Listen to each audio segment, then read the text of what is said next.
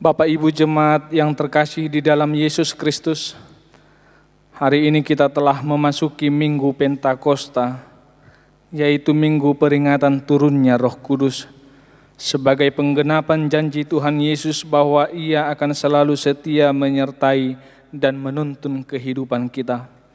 Karena itu kami seluruh majelis dan jemaat HKBP Resort Seksama mengucapkan selamat Hari Pentakosta untuk kita semua.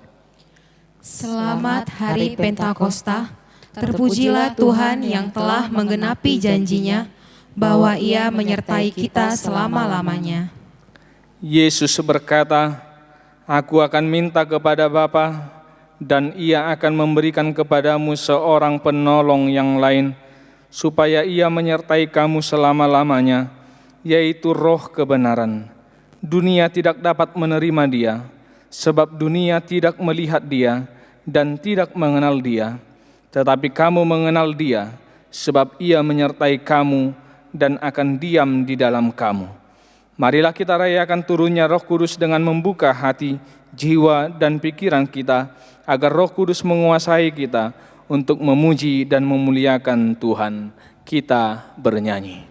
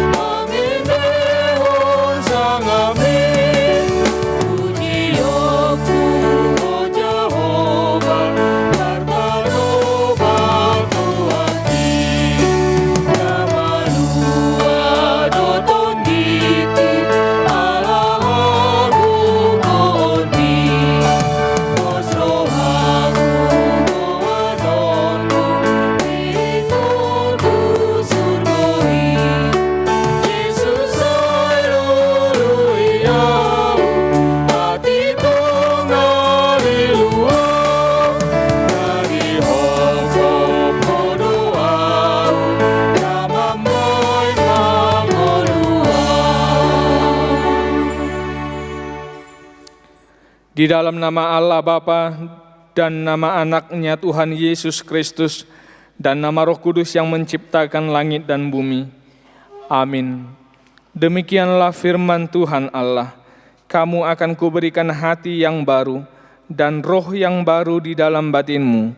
Dan aku akan menjauhkan dari tubuhmu hati yang keras dan kuberikan kepadamu hati yang taat. Rohku akan kuberikan diam di dalam batinmu, dan aku akan membuat kamu hidup menurut segala ketetapanku, dan tetap berpegang pada peraturan-peraturanku, dan melakukannya. Haleluya.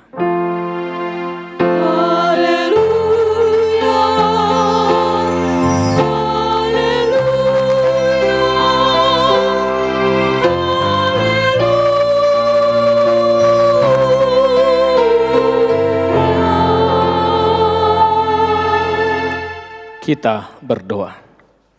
Ya Tuhan Yesus, kami berterima kasih kepadamu karena Engkau memanggil kami masuk ke dalam gereja yang Engkau dirikan di dunia ini. Berilah Roh Kudus ke dalam hati kami, supaya kami mengaku bahwa Engkaulah sumber hidup kami, dan supaya kami bertaut dengan Engkau melalui iman yang benar itu, dan supaya kami dengan penuh sukacita memuliakan nama-Mu yang terpuji sampai selama-lamanya. Amin.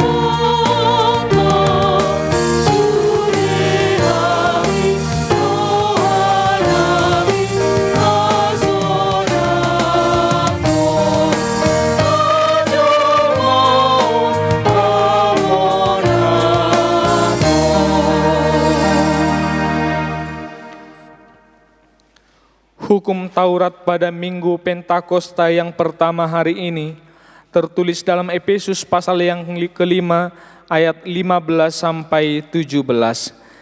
Karena itu perhatikanlah dengan seksama bagaimana kamu hidup. Janganlah seperti orang bebal, tetapi seperti orang arif, dan pergunakanlah waktu yang ada, karena hari-hari ini adalah jahat.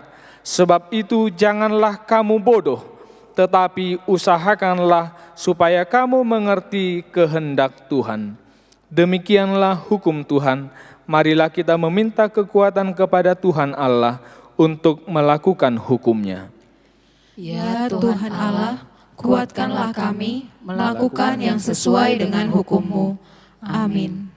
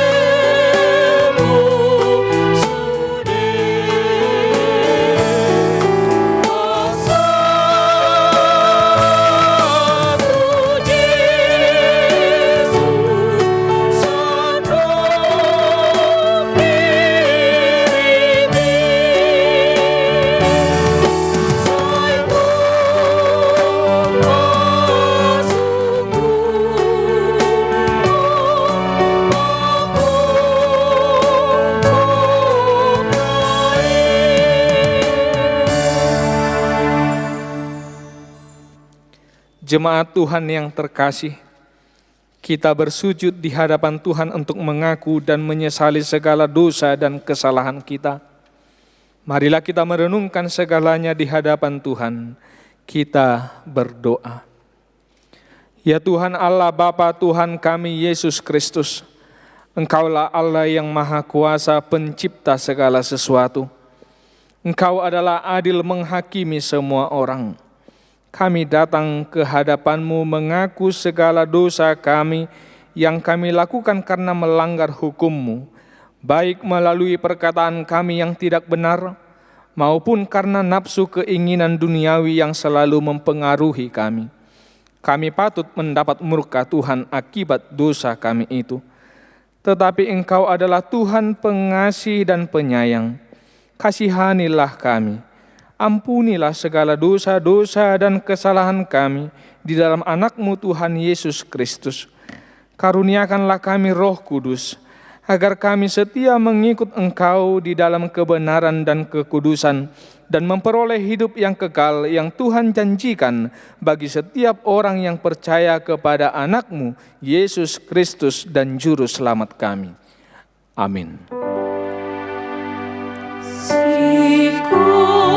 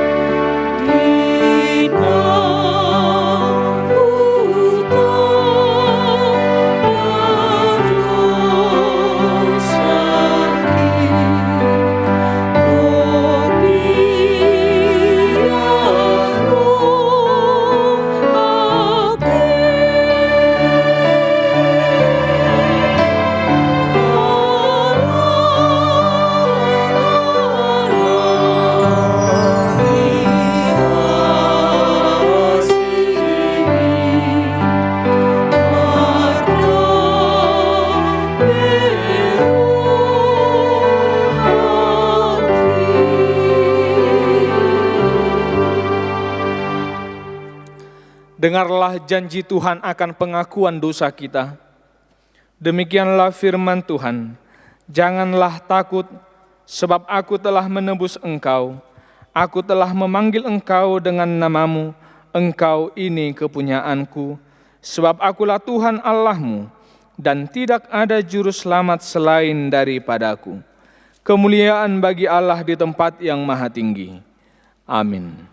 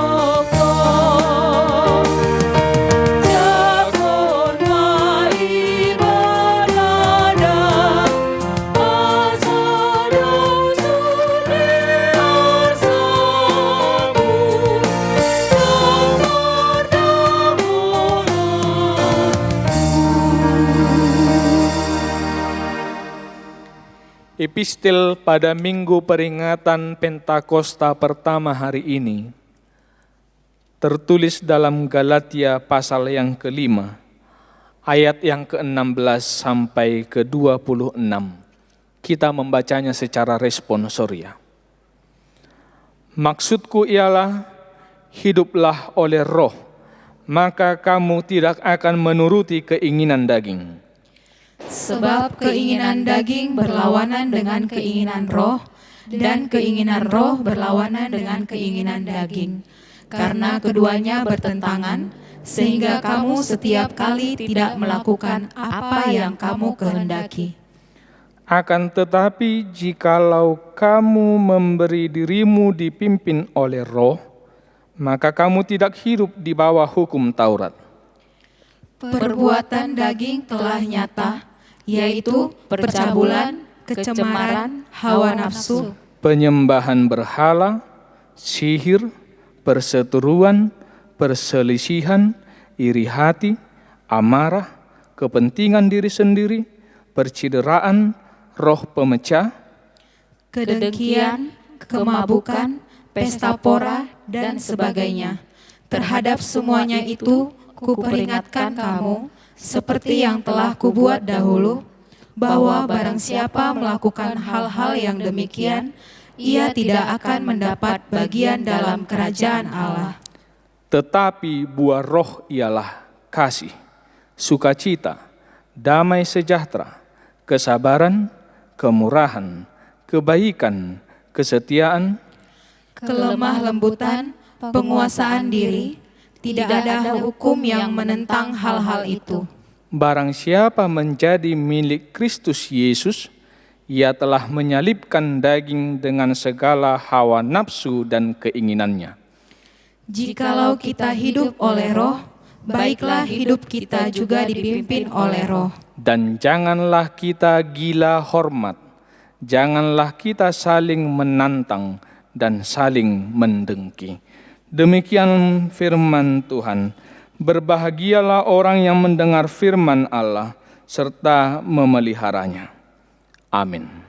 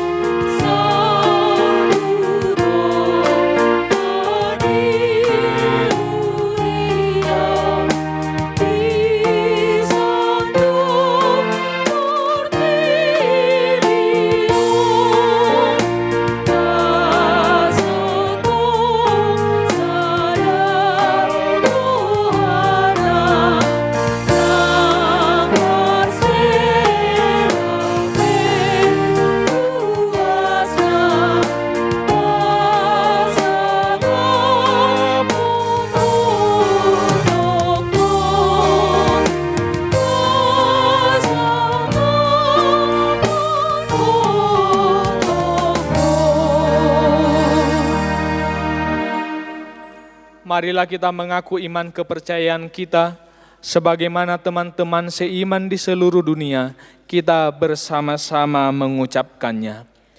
Aku percaya kepada Allah, Bapa yang Maha Kuasa, Khalik langit dan bumi.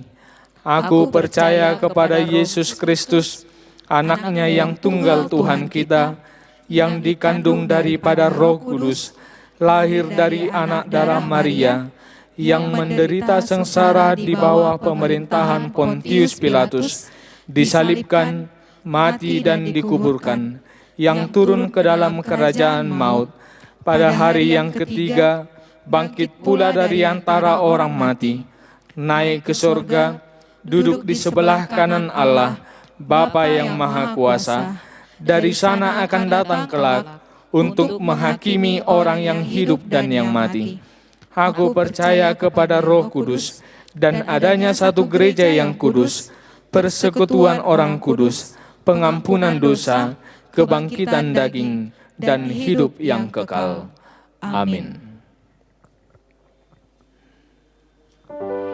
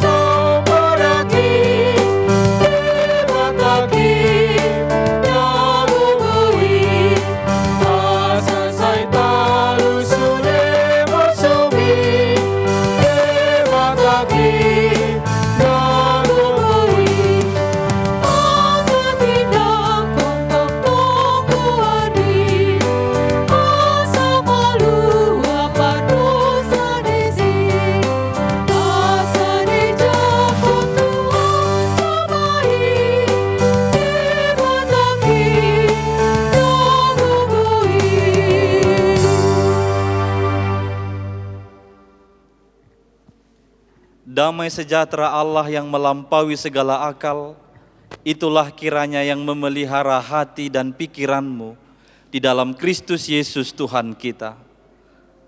Amin. Bapak, Ibu, saudara-saudari yang dikasihi oleh Tuhan Yesus Kristus, Tuhan berfirman bagi kita pada hari ini lewat firman-Nya yang tertulis di dalam kitab Yesaya pasal 63, dimulai dari ayat 11 sampai dengan ayat 14. Kita membacanya secara responsoria. Saya akan mulai dari ayat 11. Beginilah firman Tuhan. Lalu teringatlah mereka kepada zaman dahulu kala, zaman Musa hambanya itu. Di manakah dia yang membawa mereka naik dari laut bersama-sama dengan penggembala kambing dombanya? Di manakah dia yang menaruh Roh Kudus-Nya dalam hati mereka? Yang dengan tangannya yang agung menyertai Musa di sebelah kanan, yang membelah air di depan mereka untuk membuat nama abadi baginya. Yang menuntun mereka melintasi samudra raya seperti kuda melintasi padang gurun. Mereka tidak pernah tersandung. Seperti ternak yang turun ke dalam lembah, Roh Tuhan membawa mereka ke tempat perhentian. Demikianlah engkau memimpin umat-Mu untuk membuat nama yang agung bagimu. Demikian pembacaan firman Tuhan. Selamat Hari Pentakosta bagi kita semua. Saudara-saudari yang dikasihi oleh Tuhan Yesus Kristus, ketika kita sampai pada peringatan hari turunnya Roh Kudus, kita juga mengingat hari lahirnya gereja. Hari lahirnya persekutuan orang-orang yang percaya kepada Tuhan Yesus Kristus. Tidak tanggung-tanggung, ada 3.000 orang yang masuk ke dalam hidup yang baru, yang dibaptis oleh Petrus setelah peristiwa pencurahan Roh Kudus dan setelah khotbah Petrus.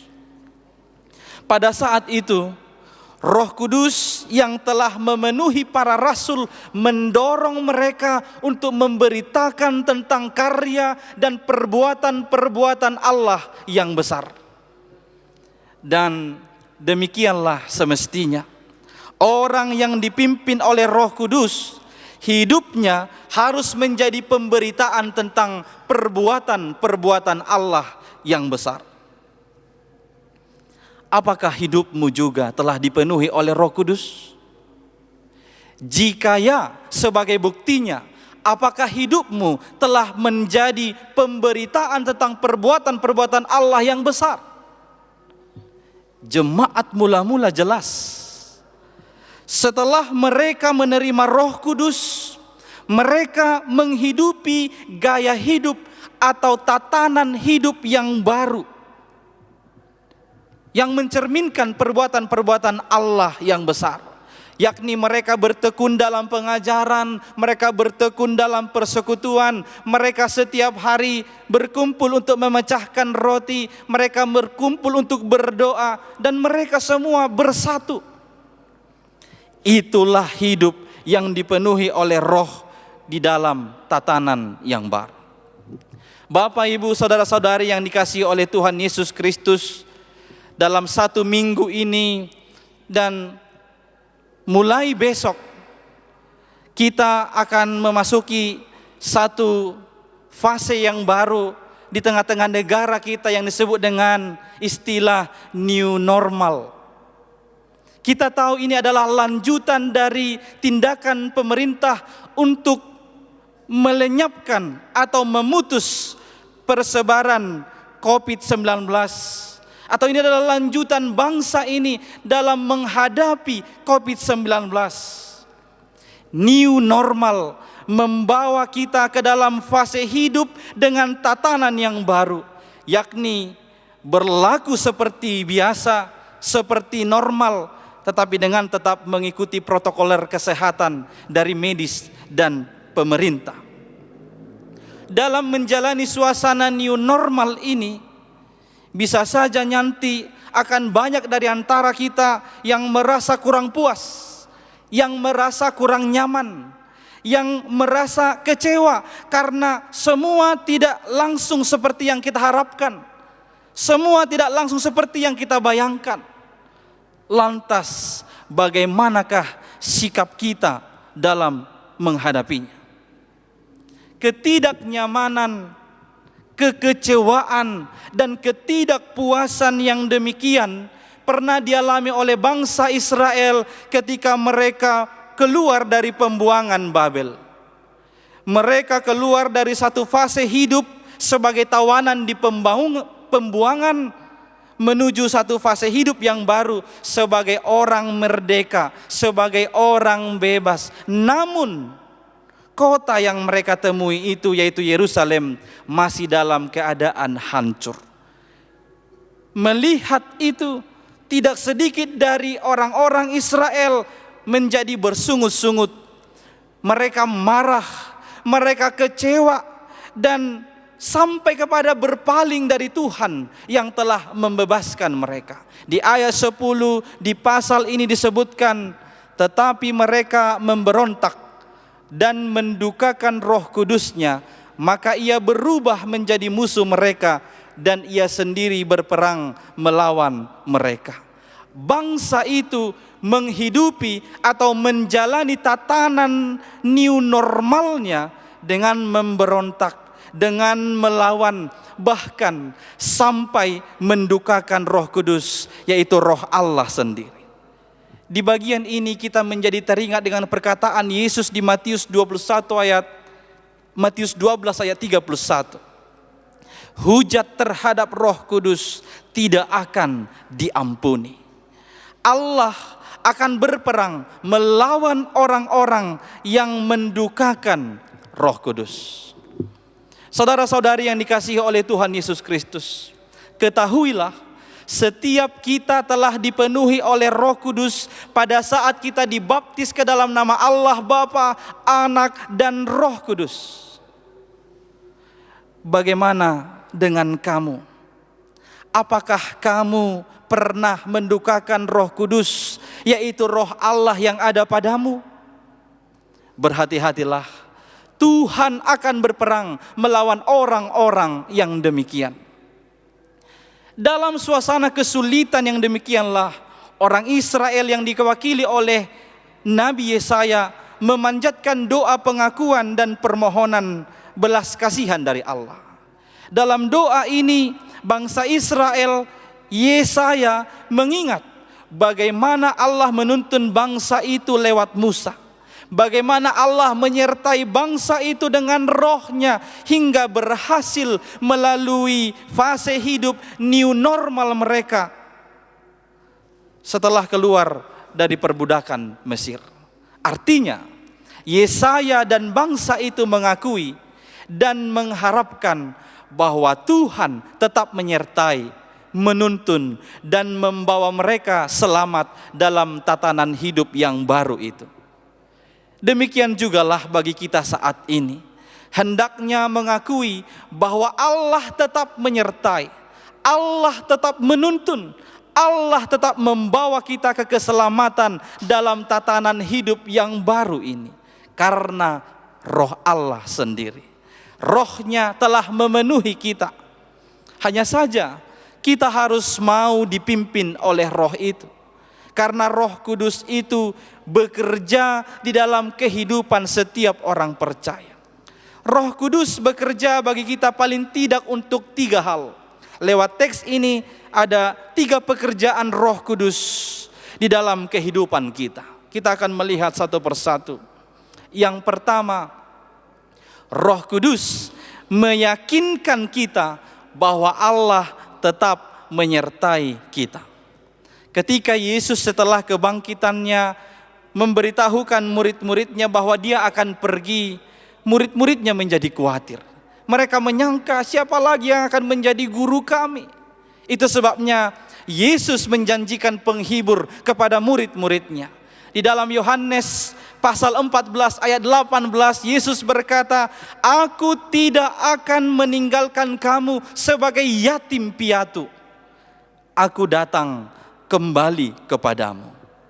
Dan janji itu dipenuhi oleh Yesus 10 hari setelah kenaikannya ke sorga, atau pada hari ke-50 setelah kebangkitan Yesus. Roh Kudus turun atas murid-muridnya. Maka Roh Kudus telah meyakinkan kita bahwa Tuhan Yesus senantiasa beserta dengan kita. Dalam teks ini juga disaksikan bahwa Tuhan ada dan berjalan di sebelah kanan Musa. Itu adalah gambaran kedekatan Allah dan Musa. Tuhan hadir di tengah-tengah umatnya di dalam rohnya yang dicurahkan di dalam hati mereka masing-masing. Maka Tuhan yang demikianlah yang juga tinggal di dalam kehidupan kita saat ini. Di bulan April yang lalu, John C. Lennox, seorang profesor matematika di Oxford, dia ini juga senang menulis dengan memperhadapkan sains, filsafat, dan teologi. Dia mengeluarkan satu buah buku yang berjudul Where is God in a Coronavirus World? Di mana Tuhan di dalam dunia yang ada virus corona? Buku ini terdiri dari 6 bab. Di bab pertama dia menyatakan demikian: sejak gereja-gereja ditutup untuk memutus persebaran COVID-19, ada banyak yang mempertanyakan tentang keberadaan Allah. Yakni, apakah Allah benar-benar ada? Apakah Allah sedang melakukan karantina mandiri sehingga dia tidak bisa diakses? Kemudian, bagaimana seharusnya kita orang percaya menghadapi penderitaan ini? Dia mencoba menawarkan, bagaimana kalau kita menggunakan sains? Jawabannya, sains tidak bisa membuat kita puas untuk menghadapi penderitaan ini. Lantas bagaimana dengan, apakah kita harus mengikuti ajaran ateis yang berkata memang tidak ada Allah? Dia berkata, itu pun tidak. Ternyata kita membutuhkan memperhatikan atau menanggapi kejadian ini lewat spiritual, bahwa Allah turut menderita bersama dengan kita. Allah menderita bersamamu. Allah merasakan perasaanmu. Allah juga pastinya juga berjalan bersamamu. Di bab 5 bukunya ini, dia menunjukkan bukti kasih Allah itu, bahwa saat ini katanya ada 2 corona. Corona atau crown atau mahkota. Kita tahu virus itu disebut sebagai corona karena memiliki bentuk yang mirip seperti crown atau mahkota. Mahkota itu adalah simbol kuasa atau simbol otoritas. Maka virus corona, walau kita tidak bisa melihat dengan kasat mata, dia memang memiliki kuasa atau otoritas untuk merubah atau bahkan merusak tatanan kehidupan ini.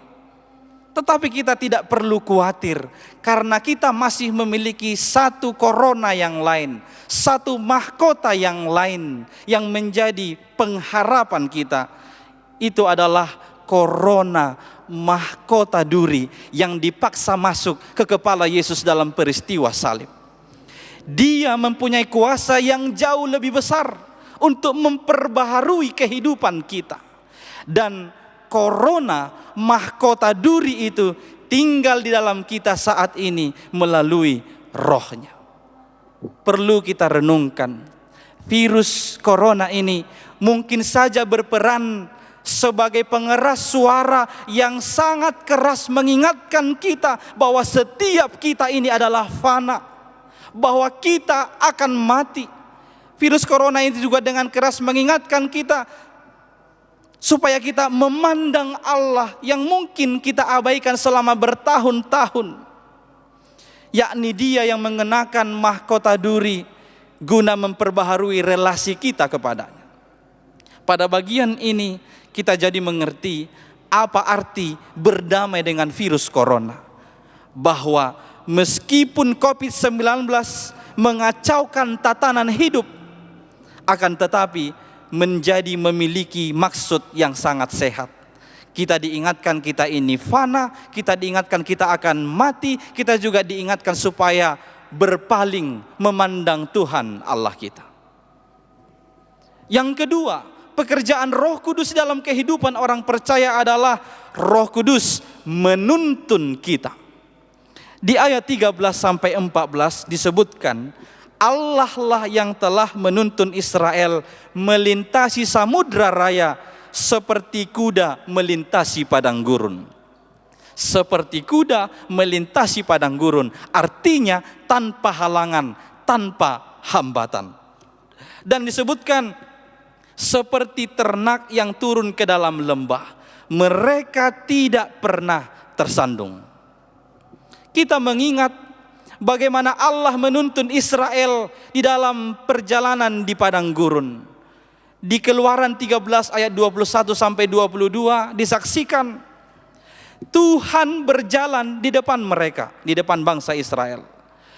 Pada siang hari dalam tiang awan untuk menuntun mereka di jalan, dan pada waktu malam dalam tiang api untuk menerangi mereka, sehingga mereka dapat berjalan siang dan malam. Dengan tidak beralih, tiang awan itu tetap ada pada siang hari dan tiang api pada waktu malam di depan bangsa itu. Demikian juga Allah menuntun kita siang dan malam di dalam Roh-Nya. Roh Kudus itu tidak pernah beralih dari kita. Oleh karena itu, dengarlah selalu tuntunan Roh Kudus melalui suara hatimu. Dunia ini bisa saja banyak menawarkan diri untuk kita jadikan sebagai penuntun. Tetapi ingat, semuanya itu memiliki keterbatasan. Misalnya Kompas dan Google Maps bisa kita jadikan penuntun arah. Namun ketahuilah, secanggih-canggihnya Google Maps pernah juga menuntun kita ke arah yang salah, ke jalan yang sesat, atau ke jalan yang buntu. Tetapi tidak demikian dengan Roh Allah. Roh Allah akan selalu menuntunmu ke arah jalan yang benar dan aman untuk dilalui. Yang ketiga, ini yang terakhir. Pekerjaan Roh Kudus dalam kehidupan orang percaya, Roh Kudus membawa ke tempat perhentian. Roh Kudus itu bagaikan dunamos, kekuatan. Dunamos dari sini muncul kata dinamo, penggerak mesin. Maka dia menggerakkan mesin itu supaya bisa berjalan.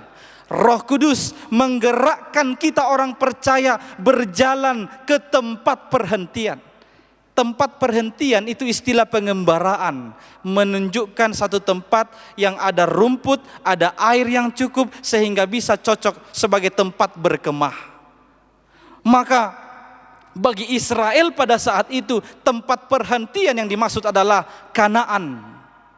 Bagi kita saat ini tempat perhentian yang dimaksud adalah tempat di mana kita bisa hidup.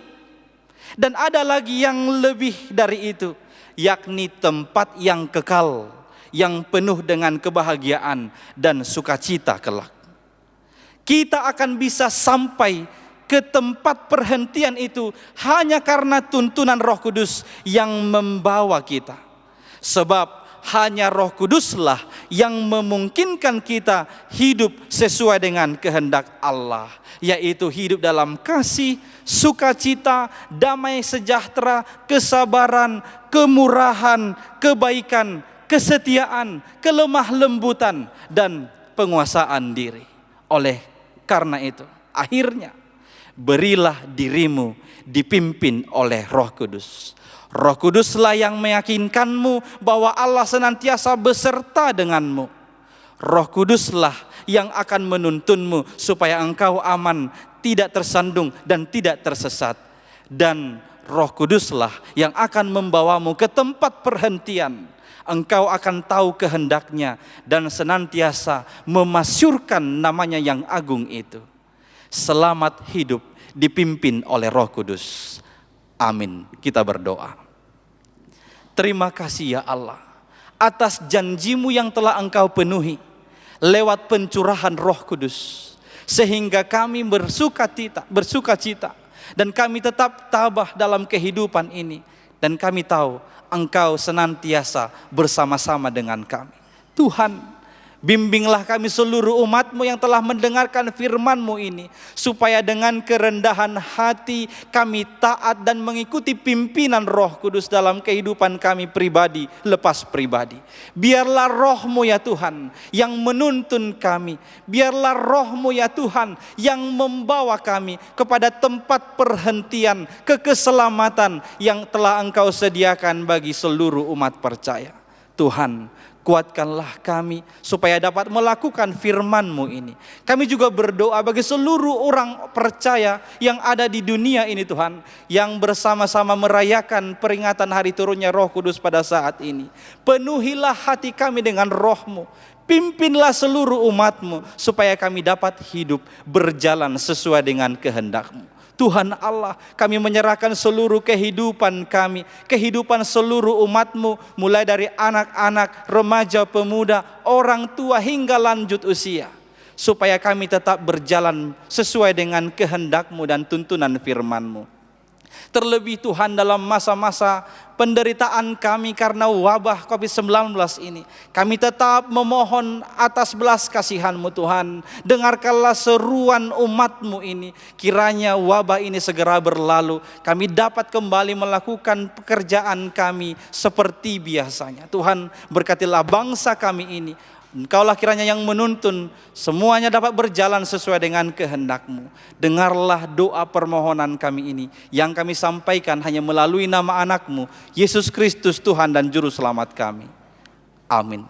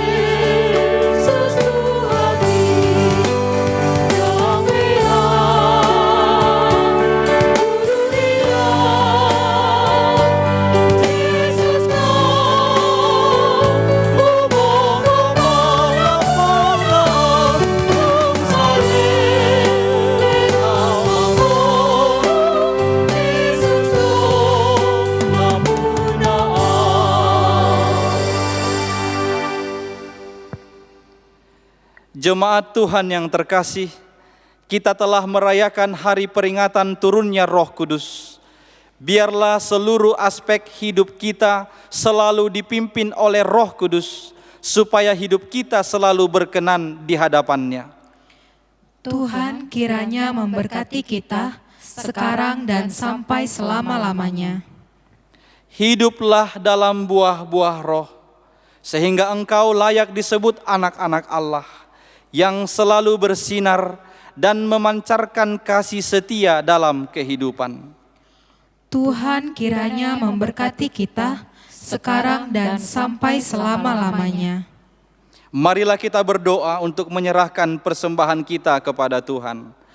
Ya Allah Bapa kami yang di surga, kami mengaku bahwa Tuhan adalah sumber dari segala karunia yang melimpah dalam kehidupan kami masing-masing, Sebahagian daripada karunia itu kami serahkan kembali sebagai persembahan kepada Tuhan.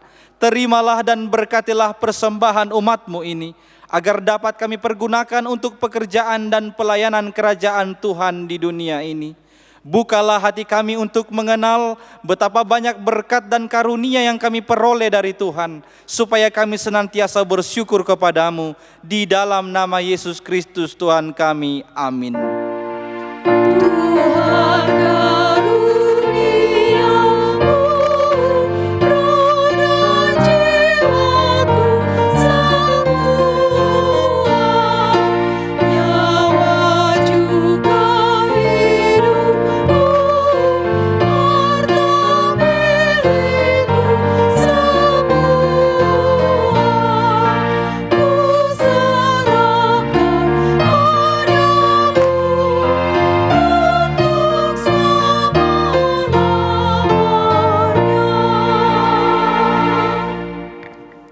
Ya Tuhan Allah Bapa kami, tidak ternilai besarnya anugerah-Mu kepada kami, karena Roh Kudus Engkau anugerahkan kepada kami orang yang hina ini. Pemberian-Mu melebihi dunia dengan segala isinya. Kami berterima kasih dan memuji nama-Mu karena kebesaran dan kemuliaan yang Engkau nyatakan kepada kami. Curahkanlah Roh Kudus kepada jemaat-Mu, orang-orang percaya yang setia dan taat kepada Yesus Kristus Tuhan kami, agar kami diajar, dipimpin, diterangi, dan dikuduskan, serta dikuatkan untuk menghayati firman-Mu. Ya Roh Kudus, persatukanlah jemaat yang Engkau pilih, agar saling menerima dan saling mengasihi selaku anggota tubuh Kristus yang kudus. Sinari dan terangilah hati kami, agar kami mengenal segala dosa dan kesalahan kami, dan agar kami setiap hari disucikan dan diperbaharui, serta layak bersekutu di dalam jemaat-Mu yang kudus dan am. Tolonglah kami agar tetap menyadari bahwa kami telah diperdamaikan dengan Allah. Dengan penuh keyakinan kami dapat berseru, Bapa kami di dalam Tuhan Yesus Kristus. Limpahkanlah rupa-rupa karunia kepada jemaat-Mu, agar semakin bertambah banyak pemberita Injil, pengajar, dan yang rela mengasihi sesamanya manusia. Terangi dan berkatilah persekutuan orang Kristen di gedung gereja, di sekolah, dan di rumahnya masing-masing, agar mereka sadar akan persekutuan di surga kelak. Bangunkanlah orang yang tertidur dan berilah kekuatan kepada orang yang lemah. Sadarkanlah orang fasik dan tegar hati, supaya mereka bertobat dan meninggalkan kejahatan mereka. Berilah hikmat kepada orang yang rendah hati, dan hiburkanlah orang yang sengsara dan menderita, agar mereka tidak dicemoohkan dunia ini. Lindungi dan tinggallah bersama orang yang teraniaya karena iman kepada Kristus, agar mereka tidak khawatir hidupnya. Bimbinglah pemerintah, penguasa dan raja, agar mereka bertindak adil dan takut akan hari penghakiman-Mu kelak. Kuatkan iman kami, agar kami selalu yakin bahwa segala dosa kami telah diampuni, dan kami akan Engkau antar kepada hidup yang kekal. Teguhkanlah pengharapan yang hidup di hati kami, agar kami yakin bahwa walaupun sesudah kulit tubuh ini sangat rusak, tanpa daging pun kami akan melihat Allah yang membangkitkan kami kembali dalam Yesus Kristus Tuhan kami. Bapa kami yang di surga, dikuduskanlah nama-Mu, datanglah kerajaan-Mu, jadilah kehendak-Mu di bumi seperti di surga. Berikanlah kami pada hari ini makanan kami yang secukupnya, dan ampunilah kami akan kesalahan kami, seperti kami juga telah mengampuni orang yang bersalah kepada kami. Dan janganlah membawa kami ke dalam pencobaan, tetapi lepaskanlah kami daripada yang jahat.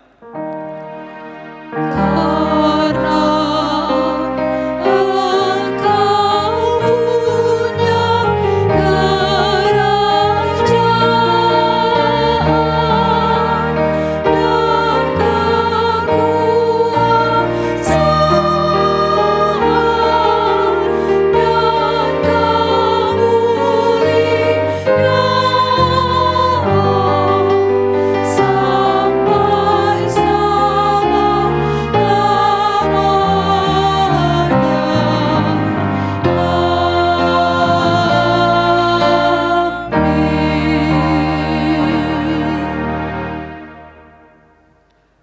Tuhan memberkati engkau dan melindungi engkau.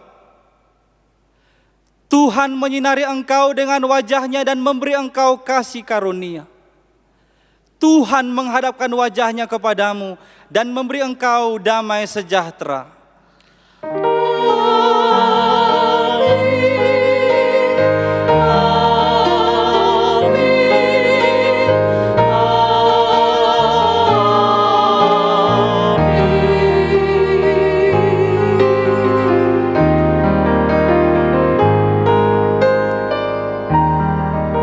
Shalom, selamat hari Minggu, selamat hari Pentakosta bagi kita semua.